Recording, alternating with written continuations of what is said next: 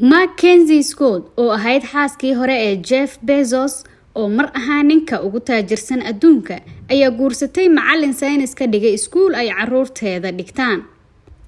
Wararka la xiriira guurkeeda iyo Dan Chewet ayaa lagu shaaciyay website-ka hay'adda samafalka ee Giving Pledge. Dan waa nin aad u wanaagsan waana ku faraxsanahay guurkooda ayuu Mr. Bezos ku yiri hadal uu soo saaray. Miss Scott oo hantideeda lagu qiyaasay 35 bilyan ayaa sheegtay inay doonayso inay bixiso inteeda badan. Tan iyo markii ay kala tageen iyada iyo saygeedii hore waxa ay bixisay lacag dhan 1.7 bilyan oo dollar oo kaalmo ah. Lacagahan ayay sheegtay in ay ku bixisay arrimo ay ka mid yihiin goobo waxbarasho, wax ka qabashada isbeddelka cimilada iyo arrimaha caafimaadka.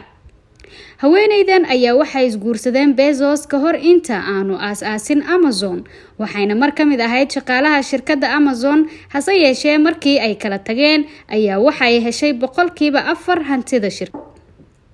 Haweeneydan ayaa markii ay dalbatay furiinka waxa ay heshay hantidan 35.6 bilyan oo dollar, waxayna taasi keentay in ay ka mid noqoto haweenka adduunka ugu taajirsan iyadoo aanan wax dhib ah u marin helidda hantidaasi. 35.6 bilyan waa lacagta kaliya ee ay ka heshay aas-aasaha shirkadda Amazon oo ay kala tageen. Waxaase la qiyaasaa in lacag intaasi ka badan ay leedahay. Wax yar kadib markii ay kala tageen Bezos, waxay ku biirtay olole ballanqaad oo la sameynayay kaasi oo ay qayb ka ahaayeen maalqabeeno sheegay in ay doonayaan in qayb ka mid ah hantidooda ay rabaan in ay bixiyaan. Haweeneydan ayaa 4 caruur ah u haysa madaxa shirkadda Amazon waxayna aqal galeen sanadkii 1993.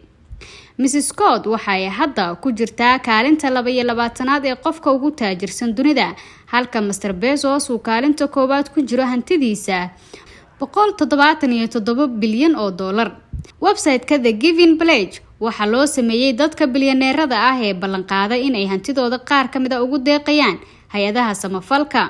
Lacagtan ay bixisay 12 bilood ee la soo dhaafay ayaa timid xilli ay dunida la daalaa dhacayso saameynta ka dhalatay waxyeelada coronavirus.